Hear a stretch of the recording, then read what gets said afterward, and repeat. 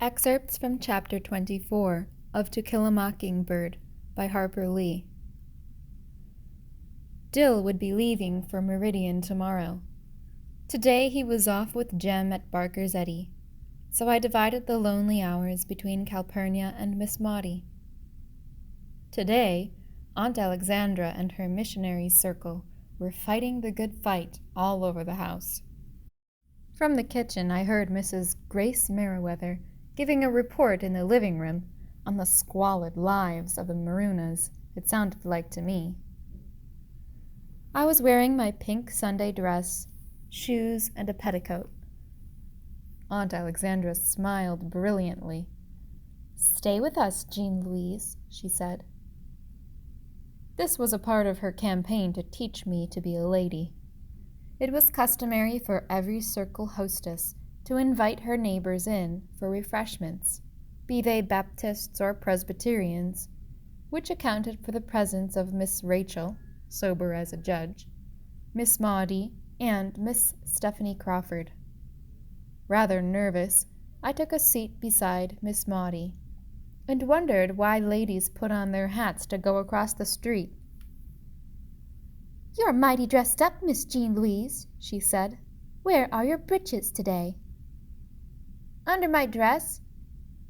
I hadn't meant to be funny, but the ladies laughed. My cheeks grew hot as I realized my mistake, but Miss Maudie looked gravely down at me.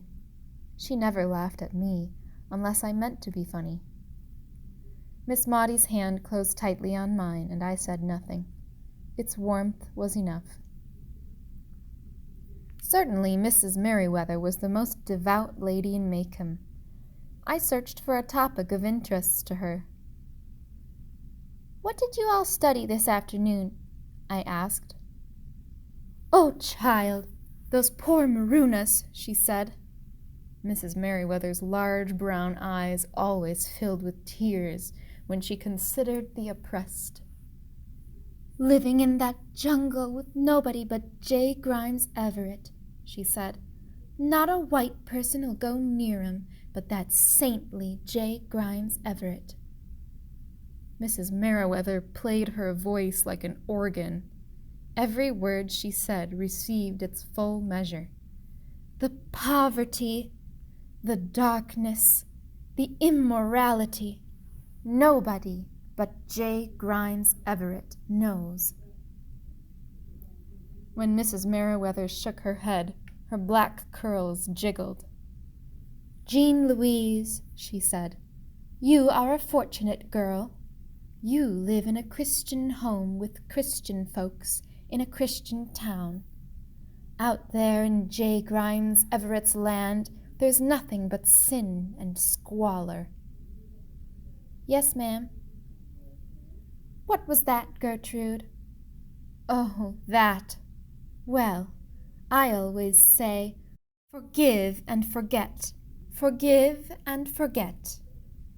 Thing that church ought to do is help her lead a Christian life for those children from here on out." "Excuse me, Mrs. Merriweather," I interrupted. "Are you all talking about Mayella Ewell?" No, child. That darky's wife. Tom's wife. Tom Robinson, ma'am." Mrs. Merriweather turned back to her neighbor. "There's one thing I truly believe, Gertrude," she continued, "but some people just don't see it my way. If we just let them know we forgive 'em, that we've forgotten it, then this whole thing'll blow over." Mrs. Merriweather," I interrupted once more, "what'll blow over?" Again she turned to me. "Nothing, Jean Louise," she said in stately largo. "The cooks and field hands are just dissatisfied, but they're settling down now. They grumbled all next day after that trial." Mrs. Merriweather nodded wisely. "Gertrude," she said, "I tell you there are some good but misguided people in this town. Good, but misguided. Folks in this town who think they're doing right, I mean. Now, far be it from me to say who, but some of 'em in this town thought they were doing the right thing a while back. But all they did was stir 'em up. That's all they did. His food doesn't stick going down, does it? Miss Maudie said it. 2 tight lines had appeared at the corners of her mouth. Maudie, I'm sure I don't know what you mean, said Mrs. Merriweather.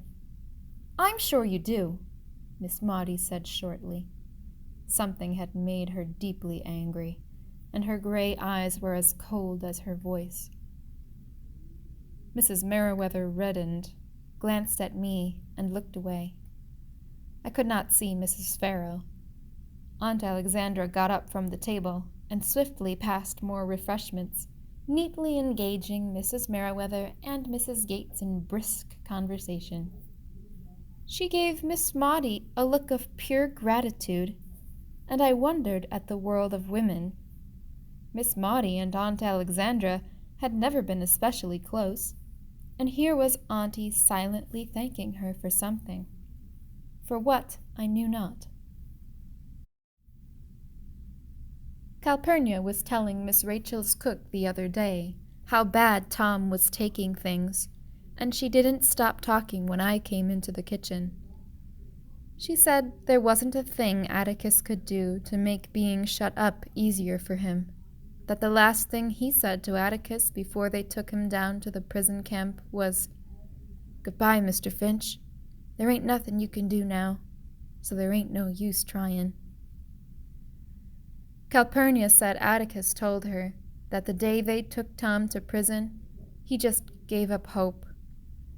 She said Atticus tried to explain things to him, and that he must do his best not to lose hope, because Atticus was doing his best to get him free. Miss Rachel's cook asked Calpurnia, why didn't Atticus just say, "Yes, you'll go free," and leave it at that? Seemed like that'd be a big comfort to Tom. The front door slammed, and I heard Atticus's footsteps in the hall. He stopped in the doorway. His hat was in his hand, and his face was white. "Excuse me, ladies," he said. "Go right ahead with your meeting. Don't let me disturb you. Alexandra, could you come to the kitchen a minute? I want to borrow Calpurnia for a while." "Cal," Atticus said, "I want you to go with me out to Helen Robinson's house." "What's the matter?" Aunt Alexandra asked, alarmed by the look on my father's face. "Tom's dead." Aunt Alexandra put her hands to her mouth. "They shot him," said Atticus. "He was running. It was during their exercise period. They said he just broke into a blind, raving charge at the fence and started climbing over, right in front of them." "Didn't they try to stop him? Didn't they give him any warning?" Aunt Alexandra's voice shook. "Oh, yes, the guards called him to stop. They fired a few shots in the air, and then to kill. They got him just as he went over the fence. They said if he'd had 2 good arms, he'd have made it. He was moving that fast. 17 bullet holes in him. They didn't have to shoot him that much. Cal, I want you to come out with me and help me tell Helen." "Yes, sir," she murmured, fumbling at her apron. Miss Maudie went to Calpurnia and untied it.